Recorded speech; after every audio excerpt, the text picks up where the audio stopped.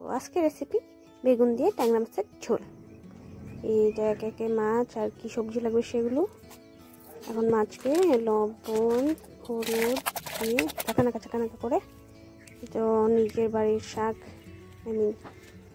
Coriander leaf and tomato নিয়ে প্রবেশ করছে কিচেনে। মিক্সিতে দিয়ে দিল গার্লিক মির্চ অ্যান্ড টমেটো। এই ম্যাজিক হলো, এই পেস্ট দেবে, এটা মা বলবে। জিরে গুঁড়ো, ধনে গুঁড়ো, হলুদ গুঁড়ো আর দিচ্ছি সামান্য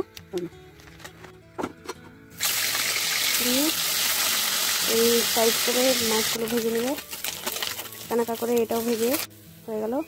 এই যে মাছ ভাজা, তেলের মধ্যে ভাজছে পেঁয়াজ, এর মধ্যে দিয়ে দিল ব্রিঞ্জাল কেটে, এখন এটাকে পেস্টও দিয়ে দিল করে। এখন এই দিয়ে দেবে এখন নুন দিলে, এখন দিয়ে জল ঢেলে একে সমুদ্র করে এখন একে একে কোরিয়ান্ডার লিফ বেছে সুন্দর করে ধুয়ে আবার এটাকে খুলে এটার মধ্যে আবার নেড়ে চেড়ে এটার মধ্যে মাছও দিয়ে দিল ভেসে ঝুল, তারপর দিয়ে দিল কোরিয়ান্ডার লিফ আগেন সব, তারপরে এটাকে পেতে সুন্দর করে।